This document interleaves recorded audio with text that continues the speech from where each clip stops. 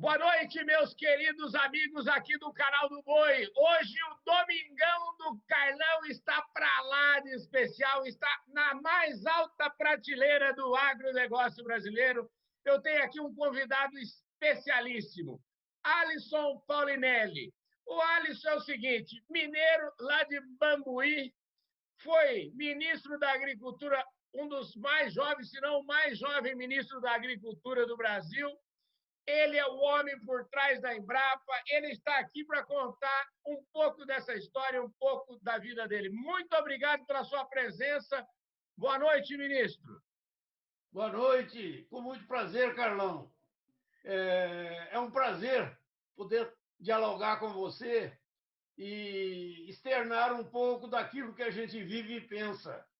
Pois é, deixa eu te falar, já começo falando o seguinte, ó, tem um monte de gente trabalhando aí, Roberto Rodrigues entre eles, que quer que você seja o Prêmio Nobel da Paz, porque ele diz que você, o Roberto falou isso para mim essa semana, ele falou que você é o maior brasileiro vivo. O Roberto é meu irmão, isso aí tem muito quase no sangue, porque eu me considero irmão dele. Mas vamos explicar isso direitinho. Na Pois é. realidade, eu falei para o Roberto que Uhum. esse prêmio não é para mim, esse prêmio será um reconhecimento para o Brasil, se ele realmente existir. Agora, eu acho que o que é importante é que esse fato dessa Revolução Verde que o Brasil fez seja reconhecido, não a minha pessoa. Eu falei, olha, eu até já estou homenageado só com a indicação sua, Roberto. Isso, para mim, eu tenho que gravar isso como um dos maiores feitos que eu tive na minha vida. Agora, se não ganhar, eu já estou muito feliz com o reconhecimento dos meus amigos. Agora, se ganhar, ele vai pertencer ao Brasil inteiro. São os cientistas, são os extensionistas, são os nossos profissionais, são a nossa Embrapa, as nossas universidades, as nossas instituições estaduais, é a iniciativa privada que fez toda essa revolução. Nós fomos apenas um agente e fomos empurrados pelos amigos que tínhamos e, graças a Deus, a essa compreensão, esse entendimento, essa coragem, essa determinação é que levou todos a fazer essa revolução. Ela não é minha, não. Maravilha. Deixa eu te falar, você que está aí até essa hora, que ficou aqui para assistir esse Domingão do Carlão especial, agora você dá um breakzinho nessa conversa, porque a gente começou falando com o ministro, mas o ministro não nasce ministro. Eu quero saber o seguinte, como é que nasceu o ministro? Ministro, como é que era a sua família? Me conta um pouquinho, como é que foi a sua infância aí? Que ano que você nasceu? Me conta aí essa história toda. Ô, Carlão, eu nasci em Bambuí, como você falou, em 1936. A minha mãe era de origem italiana, mas era formada era professora na região. O meu pai era engenheiro agrônomo, nasceu lá em Bambuí também. E lá eles se conheceram, se casaram, e eu fui o primeiro filho.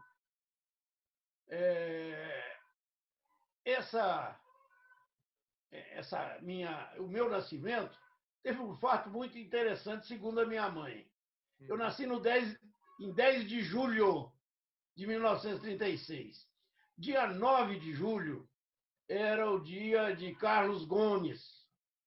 E a banda musical de Bambuí tinha ido para o Coreto, no jardim da cidade, e feito uma homenagem a Carlos Gomes. E houve um fato muito interessante. Eles brilharam. Era uma banda dessa voluntária. O sapateiro era o saxofonista, o jogador de futebol era do trombone, e assim sucessivamente. E eles brilharam e foram várias vezes aplaudidos, fizeram uma apresentação muito bonita na praça principal, no Coreto.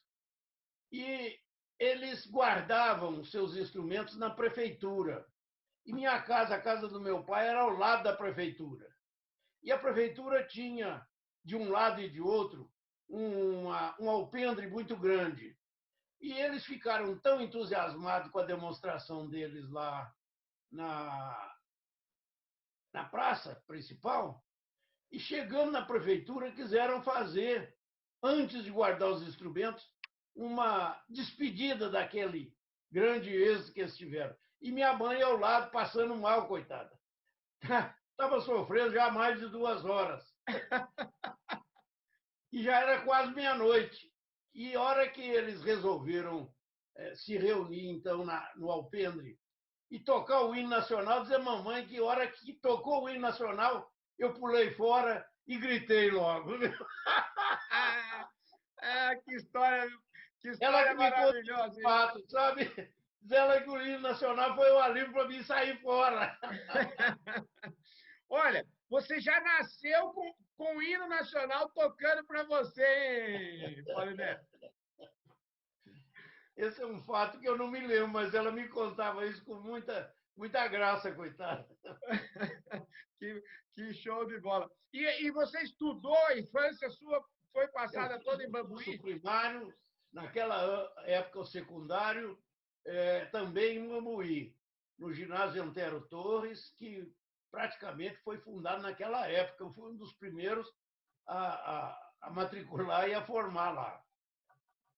Depois eu vou fazer o curso que na época chamava científico em Lavras, tá. no Instituto Gama. Essa foi o meu roteiro estudantil. Lá no Gama, eu tive um fato interessante. O meu pai era agrônomo e eu, como filho, eu fui filho único, porque o segundo filho não deu certo. Mamãe, coitada, quase morreu, teve que tirar o útero e ficou prejudicado. E eu fiquei como filho único. E você sabe que filho único às vezes tem uns privilégios, né? O meu pai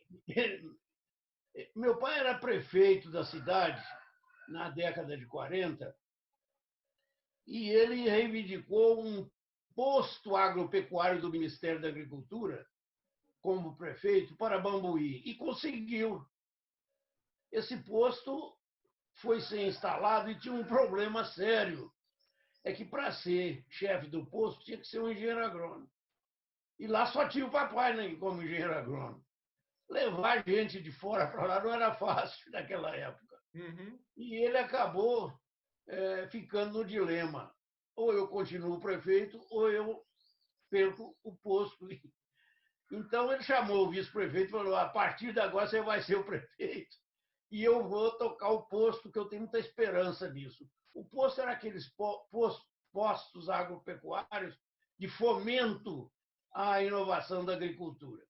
Ele cumpriu isso, foi ser o dirigente do posto, e eu passei a participar muito com ele, naturalmente, com os trabalhos lá dentro da instituição e depois fora também, porque ele fazia assistência técnica. Naquela época, o governo é quem tinha a patrulha motomecanizada, era o governo quem produzia sementes, mudas, é quem dava assistência técnica. O crédito não era muito fácil como hoje, não, mas dava para se conseguir alguma coisa.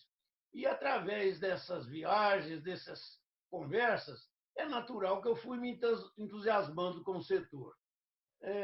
Quando eu estava para terminar o curso ginasial em Bambuí, eu falei com ele que eu queria que ele me ajudasse, que eu queria ser também um engenheiro agrônomo. Ele levou um susto muito grande.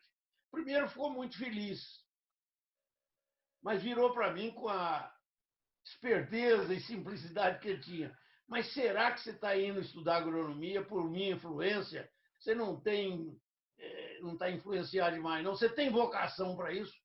Eu falei: olha, papai, eu acho que eu tenho. O senhor, através dessas viagens, dessas visitas, eu ouço suas palestras, tudo isso tem me ajudado muito. E eu converso muito também com o pessoal da região, os produtores. Eu tinha um relacionamento muito fácil. Aí eu falei com ele: eu quero que o senhor me ajude. Eu preciso estudar agronomia e quero que o senhor me oriente. Aí, minha mãe tinha estudado em Lavras, que tinha uma escola de agronomia. Era uma das mais antigas, ela nasceu em 1908. Era uma instituição evangélica americana em que Dr. Gammon tinha feito essa fundação em Campinas. Em Campinas veio a febre amarela e dizimou grande parte de Campinas, ainda no século anterior. Uhum. Ele, vendo aquilo, ficou muito preocupado e se deslocou para o interior de Minas e foi bater em Lavras. Lá em Lavras ele gostou demais. Lavras é a confluência do oeste para o sul de Minas. Uhum. E ali ele se instalou com o Instituto Gammon, que é uma instituição que está lá até hoje e que presta muito serviço ao país. Bom, eu fui conversando com meu pai e a preferência que ele teve é o seguinte: olha, aqui de Bambuí a Lavras não é muito longe. Eram 200 quilômetros, a gente gastava um dia de viagem naquela época. E você vai estudar lá, que sua mãe estudou lá, e eu vejo a formação que ela tem. É uma formação muito. Era formação tipo americana, né? Uhum. E eu acho que isso é importante. E lá tem curso de agronomia, se você gostar, você fica lá. Eu fui fazer o curso científico lá. E em 1953. Fiz o curso em 53, 54, 55. Quando chegou em 55, eu prestei o vestibular. Fui, graças a Deus, muito bem classificado. Fui o primeiro colocado do vestibular e já fiquei lá. A escola era uma escola pobre, porque a instituição americana já tinha, ela tinha 50 anos de existência nessa época. O cinquentenário eu era estudante. A missão evangélica americana começou a ver que muito mais produtivo para o objetivo deles era trabalhar com jovens e meninos abaixo de 15 anos. E os estudantes de agronomia todos tinham acima de 18 anos. Ela começou a ver que não era o ideal e acabou doando a instituição à Igreja Presbiteriana Brasileira, que não aguentou a instituição. E a escola passou por uma crise. Eu estava dentro da escola dessa crise. E vi o sacrifício da escola. E vi que, com um espírito espetacular, com um ambiente formidável, com uma educação muito sólida em termos de civismo, religioso, tudo isso era tudo muito bem colocado. Essa instituição não podia fechar, ela já tinha formado centenas de agrônomos que ajudavam o país, etc. E eu, como estudante, acabei me envolvendo no esforço que os estudantes faziam para que essa escola não se fechasse. E assim eu procurei fazer meu curso com muita atenção, era muito estudioso, terminei o curso em primeiro lugar, fui medalha de ouro da turma, e depois, ao terminar o curso, eu já tinha uma veia política, não tinha discussão. Eu tinha sido presidente do diretório do Centro Acadêmico da Escola Superior de Agricultura de Lavras por 2 gestões. A primeira, houve uma divisão. Na segunda, eu ganhei a 0. É sinal que eu tinha feito um bom trabalho. E isso me atrapalhou um pouco, porque eu tinha que estudar de noite, perdi algumas aulas e me atrapalhava um pouco, mas meus colegas viam o esforço que eu estava fazendo e todos me ajudavam, faziam as anotações, me emprestavam, levavam os livros, os capítulos que precisava de ler, e eu fazia aquilo de madrugada quase. Me sacrifiquei um pouco, mas acho que conseguimos criar um ambiente muito bom dentro do corpo estudantil da escola, que era pequena naquela época. Bom, ao terminar o curso, o meu pai, que tinha sido prefeito e tinha envolvimentos já bastante grandes em toda a região. O posto agropecuário se transformou num centro de treinamento. Esse centro de treinamento depois foi transformado numa escola agrícola. E essa escola agrícola, hoje, eu pude ajudar, fiquei muito feliz. Hoje é uma bela universidade, em Bambuí. É um desses institutos federais com sede em Bambuí. Tem hoje já vários cursos, inclusive o de agronomia, está atendendo muito bem a região e foi naturalmente o entusiasmo dele e aqueles que seguiram. Ele teve sorte, o substituto dele é uma pessoa excelente e tudo isso deu certo. Depois os diretores que vieram, todos foram muito bons e ali se transformou naquele lugar onde eu morei por alguns anos. Hoje é uma bela universidade, sabe? É um instituto federal, mas já tem mais de 10 cursos de formação, vários de pós-graduação, e é uma instituição que está ajudando muito. A escola estava numa crise muito grande. A impressão que se tinha é que ela seria fechada. Eu já estava com a veia política bem influenciado em ir trabalhar na área política. Entendi. Eu tinha já convites. Aqueles convites me motivaram muito. Eu já estava mais ou menos localizado. Eu ia trabalhar no campo político. Aí o diretor me chamou e nessa conversa ele falou comigo: a má notícia que eu tenho que dar para você é a seguinte: nós estudamos o seu currículo e vimos que você tem competência para substituir um desses professores. Se você puder, tudo bem. Se você não aceitar, eu tenho que te informar, você que gosta tanto da escola, nós vamos suspender o vestibular esse ano. Eu levei um susto, não caí porque eu estava na cadeira, sentado em frente dele. Eu virei para ele: mister, esse é o problema?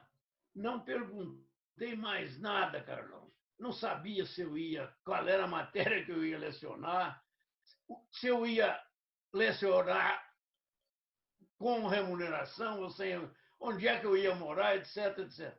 Só virei para ele: mister, assustado, se o problema esse está resolvido, a escola vai fazer o vestibular desse ano.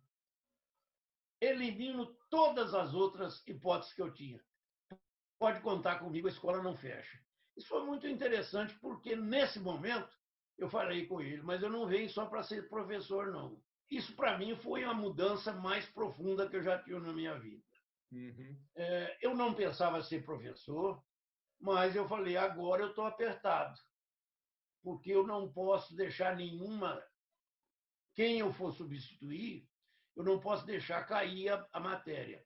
E eu sei a responsabilidade que eu tenho perante o corpo docente e o corpo discente, porque, como aluno, eu já tinha uma liderança que o corpo discente e docente me ouviam, eles me ouviam muito nas lutas que nós estávamos empreendendo para manter a escola.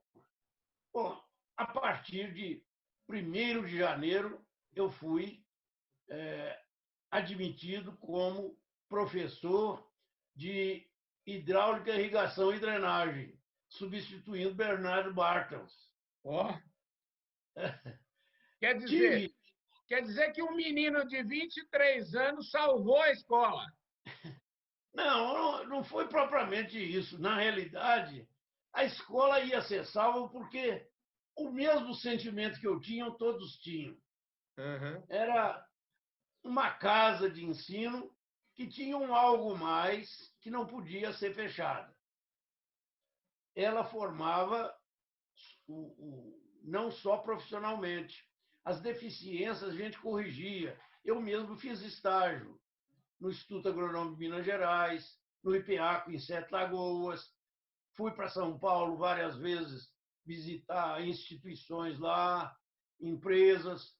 Então, todos nós procurávamos ficar bem atualizado,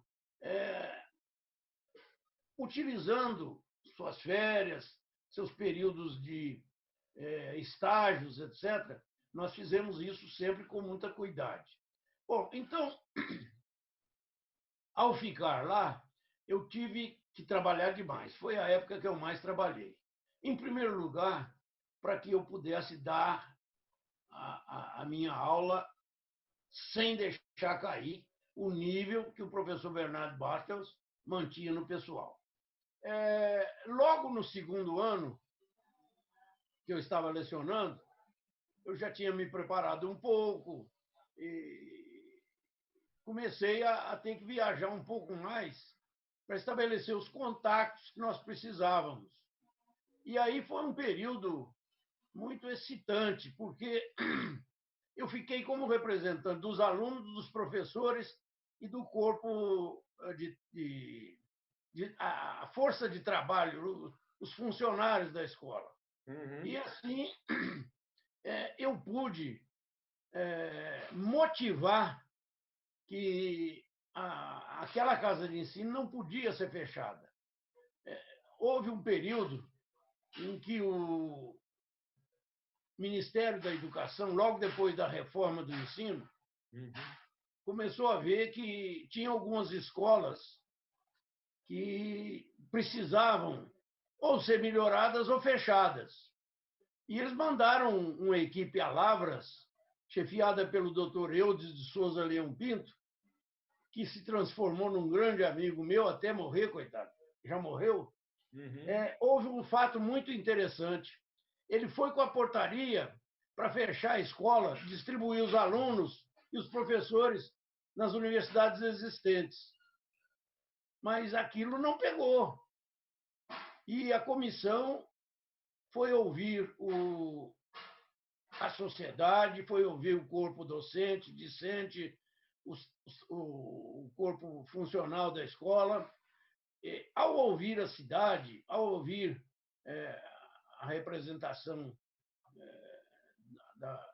do local onde nós estávamos, eles ficaram impressionados com a força que a escola tinha em termos de competência, de necessidade de ser mantida e outras coisas mais. E foi muito interessante que o doutor Eudes voltou para Brasília com o grupo que ele veio, com uma proposta completamente diferente. Essa escola, ao invés de ser fechada, ela tem que ser apoiada. Ela tem que ser ampliada pelo governo. O que eu vi lá não foi só uma casa de ensino, eu vi uma casa de formação cívica, moral, ética, que não pode, o Brasil não pode prescindir disso. E o ministro, coitado, ficou na encruzilhada, ele não sabia como resolver. Nesse inteirinho, ver como as coisas são coincidentes, o Tancredo Neves tinha perdido a eleição em Minas, mas ele era deputado, me parece, ou senador, não me lembro bem, e foi chamado para ser o primeiro ministro tentando apaziguar aquela crise com o Jango. E o Tancredo tinha um fato muito interessante. Ele tinha me convidado para ir para São João del Rei, ele tinha uma grande amizade em Lavras, que era o doutor Silvio Minicus, que era um segundo pai que eu tinha lá, e o Tancredo falou para o Silvio o seguinte: eu perco a eleição na minha terra, em São João del Rei, mas nunca perdi em Lavras. Aí o Silvio brincava, porque aqui nós estamos somando todos, e me botou lá, nessa época ainda como estudante, dizendo que eu era um dos que ajudava, né? Na realidade, quando eu fui me formar, uma das alternativas que eu tinha é ir trabalhar lá em São João del Rei, que era um trabalho muito mais político. O Tancredo ascendendo, esse nosso amigo de Lavras também reforçou-se politicamente, doutor Silvio, e aí eu tive um canal direto para conversar com o primeiro-ministro, que era mais do que familiarizado com o Instituto Gamo, com a obra que eles realizavam e com a Escola Superior de Agricultura de Lavras. Ele sabia muito bem o que aquilo representava.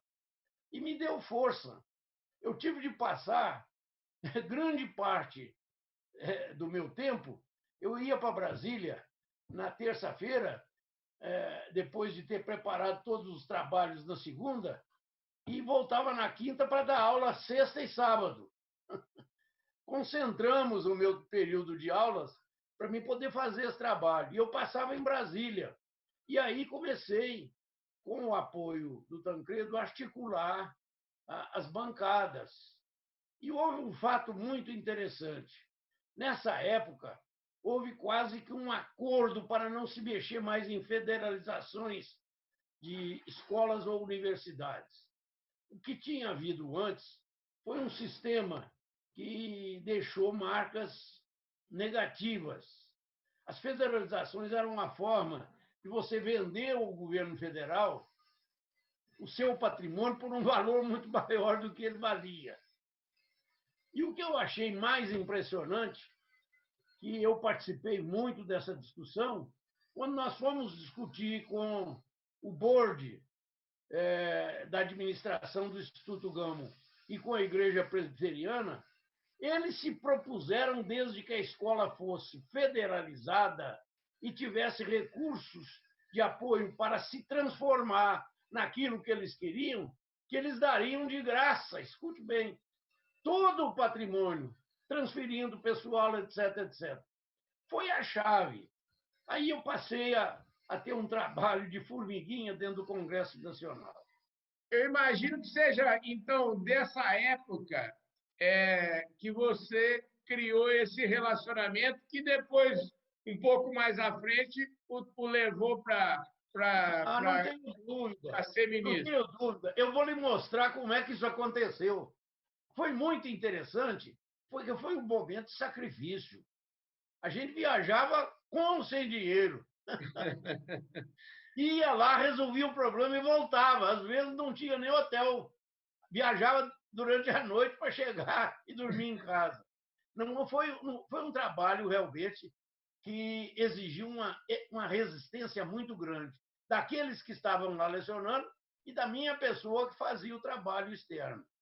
Isso levou também a compreensões muito interessantes. O doutor Rondon Pacheco acabou se entusiasmando pela escola. E veja que em 1970 ele foi indicado governador em Minas. Uhum.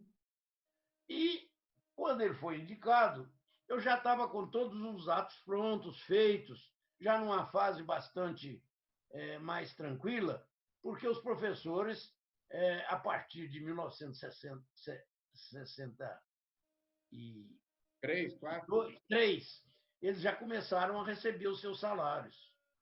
E aí a coisa funcionou melhor. E o Rondon, que foi convidado para governador, sempre brincava comigo. Eu vou precisar muito de você. E eu, naturalmente, entendia a escola. Falei, olha, doutor Rondon, a escola lhe deve muito. E nós vamos lhe ajudar na região que o senhor precisar e como precisar, porque a escola tem boa capacidade para lhe ajudar nisso.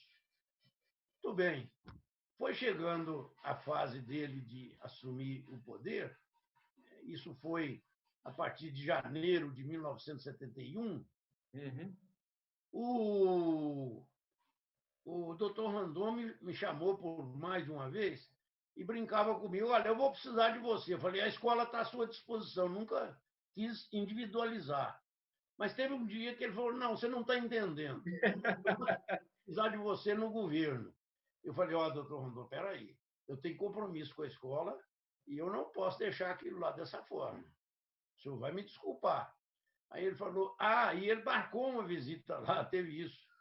Quando ele chegou lá e viu que eu já tinha o projeto da universidade, que nós já estávamos trabalhando, construindo, foram 3 anos de atividade intensiva, construindo o novo campus, as avenidas, colocando os novos laboratórios.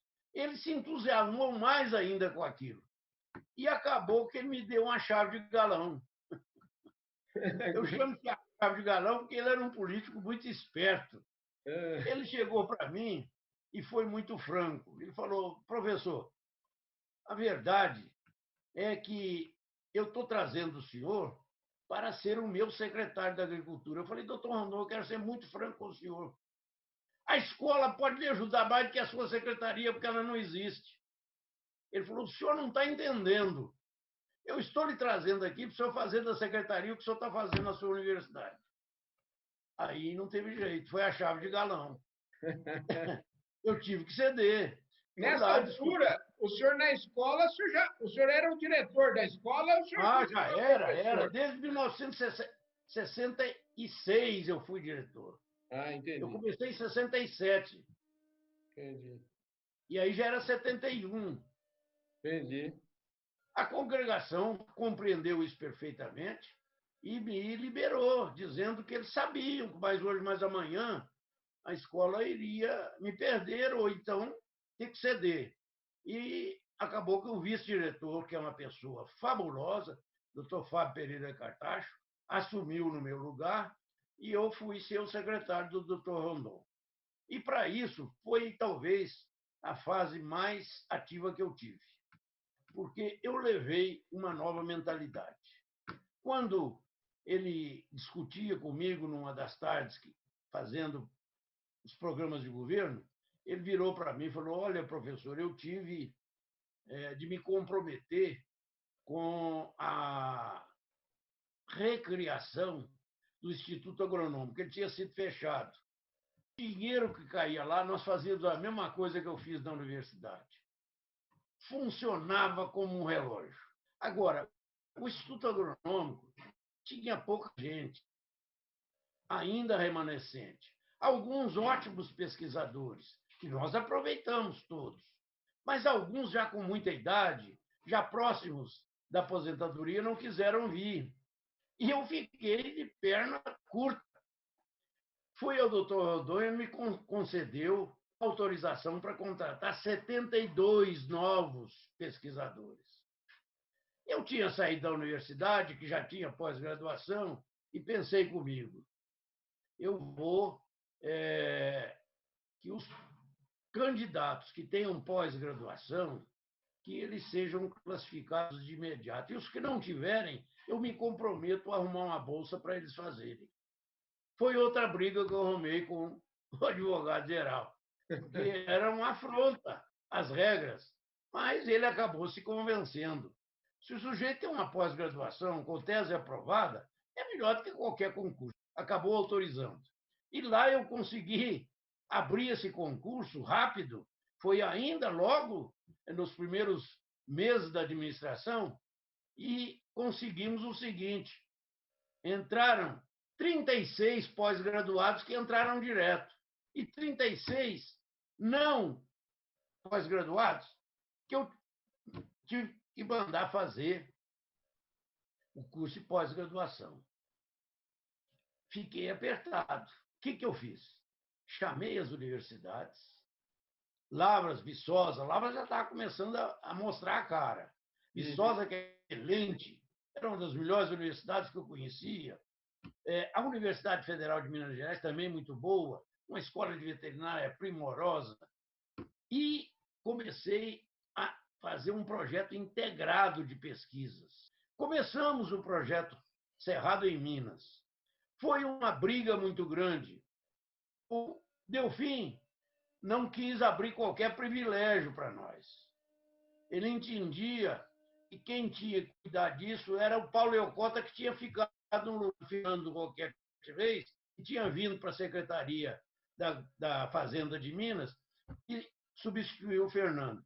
O Fernando me ajudava. O Fernando entendia que nós estávamos certos, que precisava de fazer um projeto para ocupar aquelas áreas chamadas incapazes, que não tinham fertilidade, mas que com a ciência nós podíamos fazer isso. E nós começamos a tentar, no Banco Central, um recurso especial para o crédito rural. Olha o que eu vou lhe dizer. Minha intenção era provar que o governo, os agricultores que viessem para fazer essa agricultura de seca, eles mudassem também. Eles não podiam ficar naquele sistema que receberam dos bisavós, avós e pais, de fazer uma agricultura. Eles tinham de inovar. Esse é o problema. Olha, foi uma luta belíssima.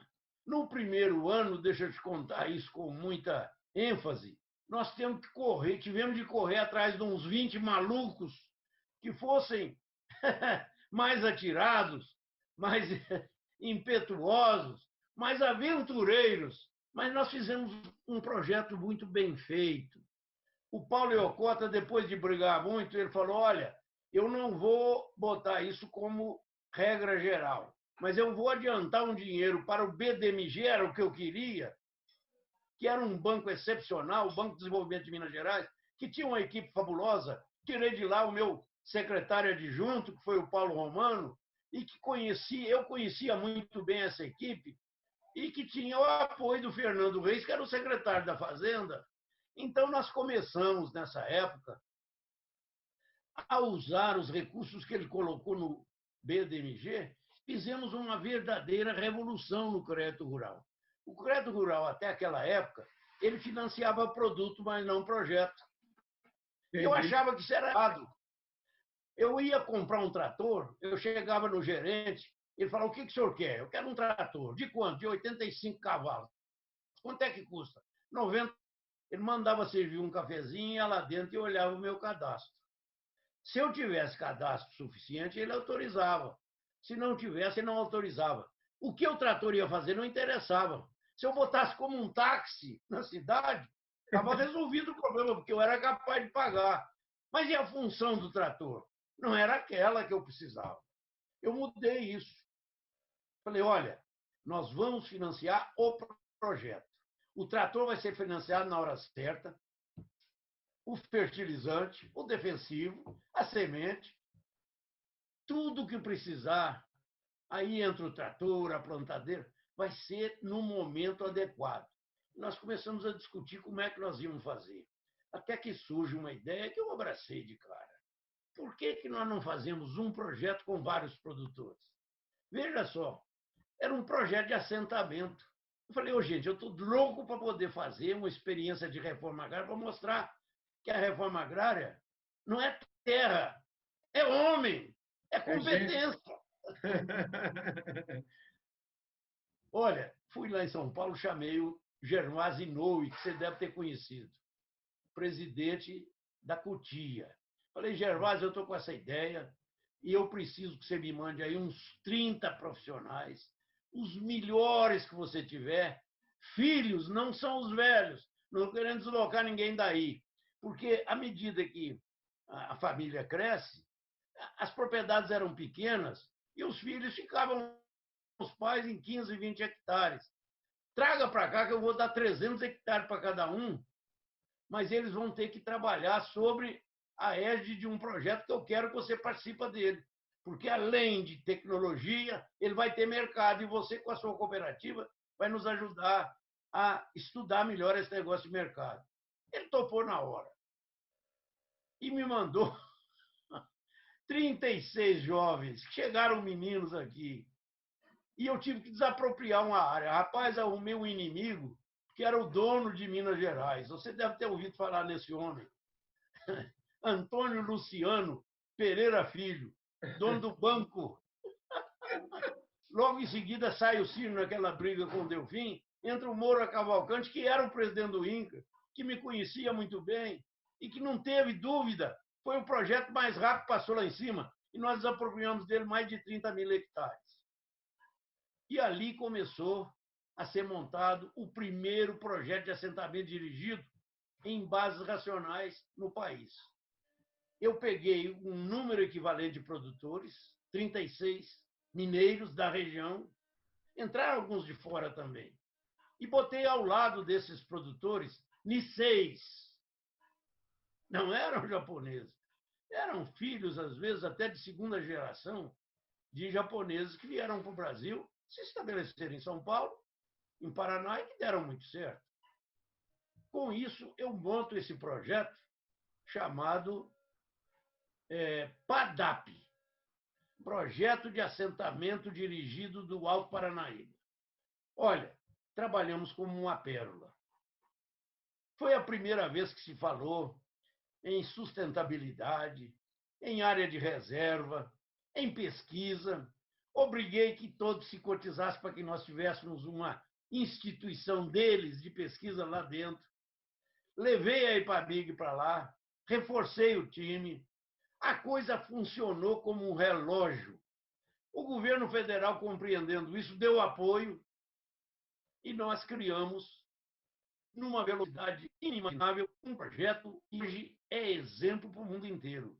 O Japão, em função desse projeto, me deu apoio no governo federal para formar o PRODECER, o Projeto de Desenvolvimento do Cerrado, e nos trouxe, junto com o governo brasileiro, 560 milhões de dólares para fazer 21 projetos, repetir 21 projetos daquele no país inteiro, quando eu fui para o governo federal.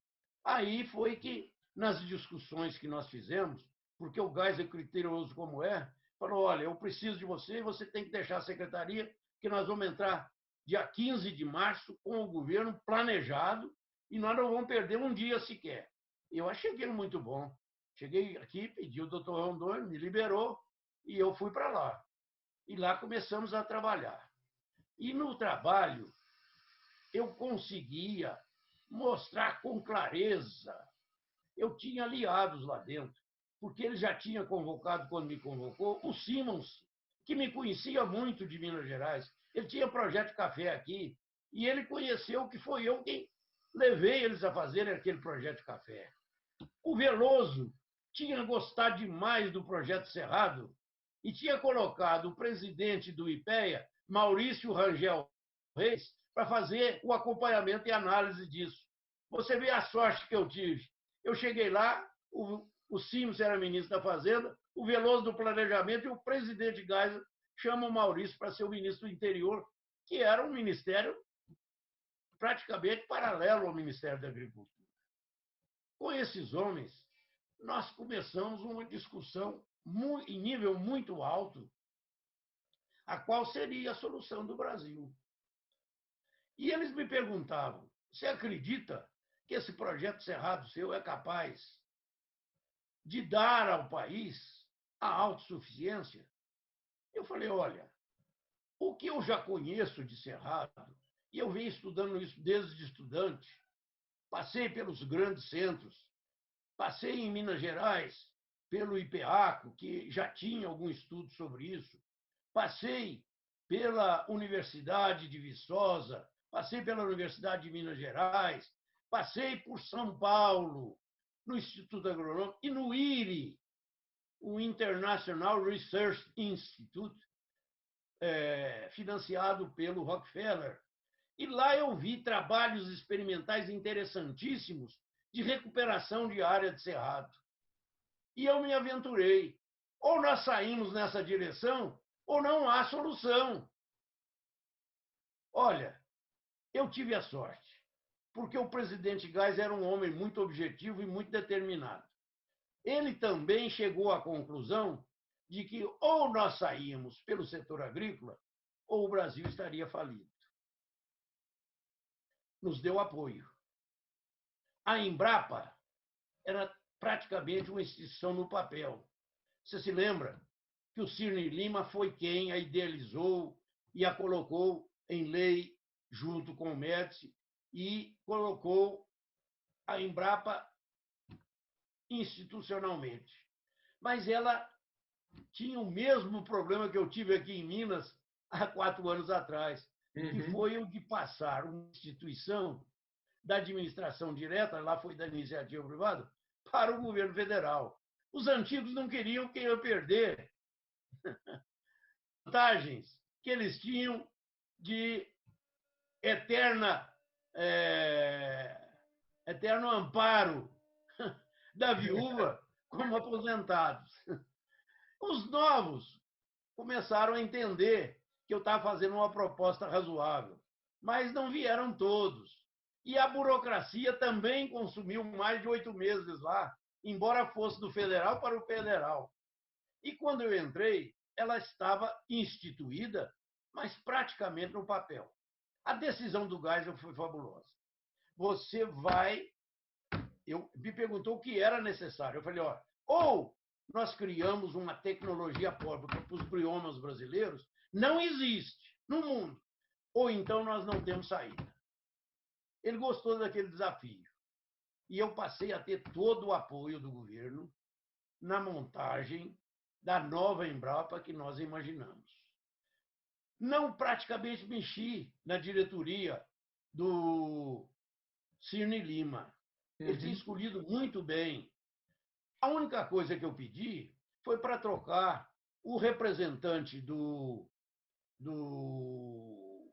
DNPEA, que eu achava que ele era um pouco arraigado àquelas ideias antigas, e fui buscar em Piracicaba o doutor Almiro Blumenschai, que eu tinha uma admiração muito grande por ele, para mim, uma das maiores cabeças que nós já tivemos, que veio para a Embrapa e fez todo o modelo que até hoje funciona aí.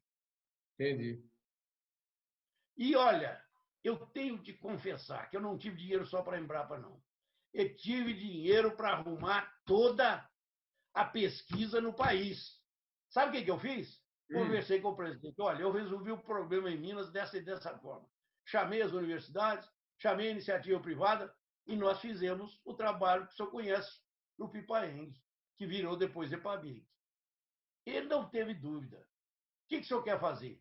Eu quero trazer as universidades, botá-las aqui dentro da Embrapa, e a Embrapa, com a autonomia administrativa, técnica e financeira que tem, vai colocar o dinheiro para que os seus profissionais, as suas competências, os seus professores, os seus alunos de pós-graduação possam vir trabalhar em conjunto, integradamente conosco aqui na Embrapa. Eu vou chamar todas as estaduais, eram 9.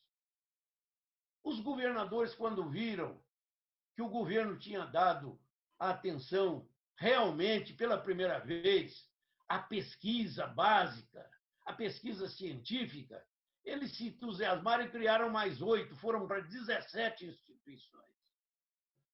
Eu chamei essas instituições e propus a elas uma integração com a Embrapa. Nós queremos ter um diretor técnico de vocês para fazer articulação com a Embrapa. Vai sair da Embrapa. E vocês vão ter o apoio financeiro para não depender do custeio de vocês. Eu vou pagar o custeio, mas nós vamos comandar nas pesquisas que vocês vão fazer. Chamei também a iniciativa privada, e aí eu tive uma resposta fabulosa. Eles acreditaram. Não foram só as instituições, as grandes instituições, algumas até multinacionais na época. Todos acreditaram no projeto, todos nos ajudaram e nós criamos uma força emergente graças ao espírito de integração, em que a Embrapa se multiplicou por 4 vezes ou mais e começou a fazer o trabalho com a velocidade, a eficiência da equipe que estava lá era realmente grande e as coisas começaram a aparecer. Esse período aí foi um período extraordinário de desenvolvimento aí de preparação do desenvolvimento da agricultura brasileira. O senhor entrou no governo no primeiro dia, saiu no último dia. Eu queria saber assim, qual é o balanço que o senhor fez desses anos. E aí, fazendo uma aceleração, porque o senhor sai do governo com 41, 42 anos. Hoje, o senhor tem 84, o senhor comemorou agora, né? 84. É. O senhor, como eu, também faz aniversário em julho, eu também faço aniversário em julho. Opa! Nós somos do mesmo signo, inclusive. Somos câncer. Somos câncer, exatamente. Eu faço aniversário domingo, dia 19. E aí, beleza. Parabéns. Obrigado. E eu queria, então, que o senhor resgatasse um pouquinho desses 4 anos e fizesse um resumo aí desses 40 que passaram. Então, eu vou armar essa conversa. Bom, o senhor teve no governo, Geisel, então, desde o primeiro dia, o senhor entrou no governo junto com o presidente e saiu do governo junto com o presidente. Eu queria que o senhor fizesse, então, um balanço desses 4 anos, qual foi o grande saldo. E pensando já, o senhor acabou de completar agora no mês de julho 84 anos, eu estou imaginando aqui pelas contas, aí o senhor saiu do governo com 42, quer dizer, o que o senhor tinha de vida até o dia que o senhor saiu do governo, já passou outro tanto, e quem está acompanhando essa entrevista desde o começo está aqui, como eu, simplesmente admirado com essa lucidez, com essa inteligência que o senhor demonstra, com essa memória extraordinária. O senhor cita nomes, cita dados, cita datas, ou seja, o senhor, eu já era seu fã, estou mais fã ainda, e eu queria... Obrigado. Muito obrigado, Carlão. A gente está entrando na reta final do nosso programa, então eu queria que o senhor fizesse um balanço desses 4 anos de governo e um balanço do que foi a sua vida nesses 42 anos até chegar hoje. Eu fico muito feliz, porque eu participei deste início, com todas as dificuldades, mas vi brotar a primeira agricultura tropical, competitiva e altamente sustentável. Nós fizemos o inverso de que o mundo sempre fez. O mundo fez agricultura durante 4.000 anos, pegando as terras férteis, indo lá e arrancando suas vegetações nativas e passando a cultivá-las sucessivamente. Algumas degradando-as, outras fazendo conservação, mas em risco, porque eles tinham pego as terras mais férteis do globo e nós aqui não tínhamos essas terras. Nós fomos pegar as terras mais degradadas, reconhecidamente no mundo inteiro, que foi o Cerrado. Ele é degradado aqui, ele é degradado na África e também na Ásia. As estepes da África são tão degradadas quanto o Cerrado brasileiro. Nós pegamos essa área, conseguimos, em tempo recorde, reconstituí-la em termos de fertilidade, em termos de capacidade produtiva e de bioeconomia. Isso, para mim, foi fundamental.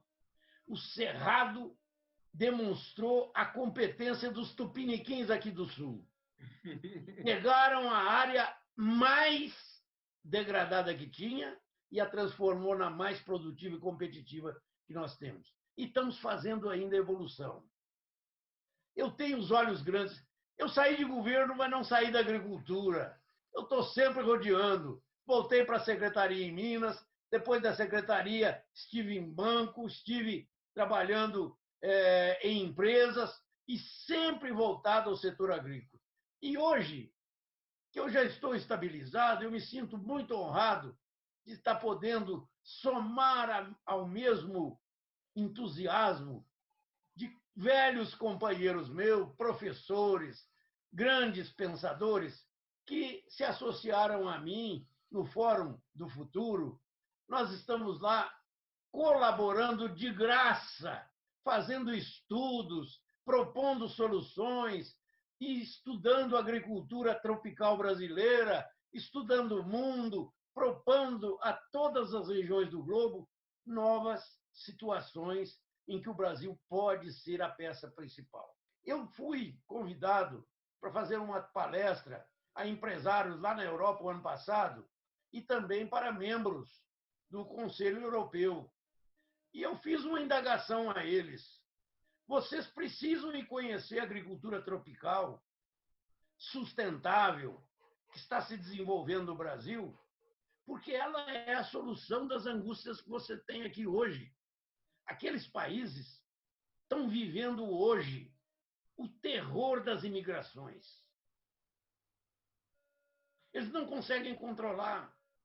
Estão gastando trilhões, não é bilhões, de dólares, estão gastando trilhões de euros, de dinheiro de outros países ricos e não conseguem controlar essa imigração descontrolada. Por quê? Porque existe a fome nas origens e ninguém vive sem comer. Eu procurei mostrar a eles que o Brasil desenvolveu uma agricultura especialmente para aquelas regiões e mostrar que eles venham aqui ver quais foram os efeitos desta evolução científica que o Brasil proporcionou e o que ela significou em transbordamento econômico e social para o país. Hoje nós somos um país que passa crises sem sentir, porque somos os mais fortes na produção agrícola. Eles hoje estão nos ouvindo porque nós já somos o maior exportador de alimentos do mundo. Nós exportamos mais em volume e em dinheiro. São 100 bilhões de dólares por ano. O segundo é os Estados Unidos, com 76 bilhões. Nós estamos fazendo hoje o papel de moderador na angústia que o mundo tem. Todos eles sabem que para atingir esse 2050 vai ter que haver uma oferta a mais de 61% da atual oferta de alimentos do mundo.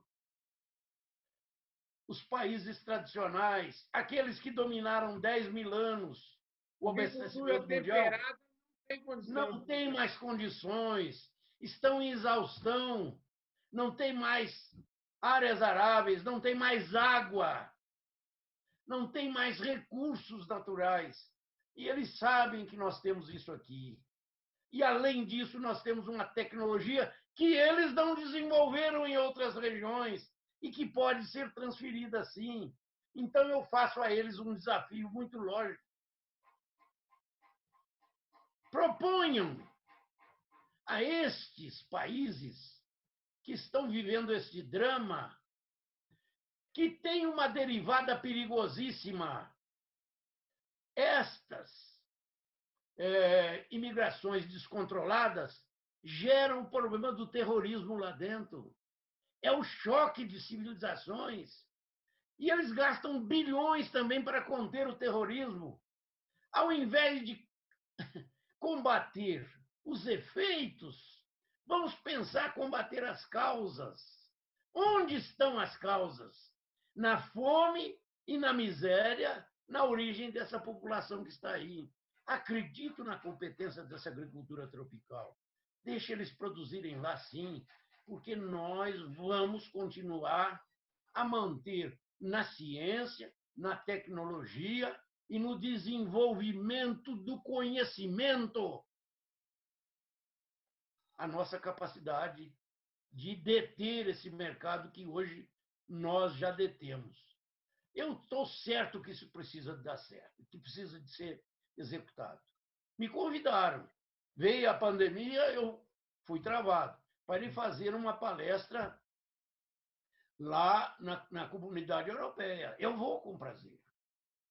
Acho que é uma obrigação.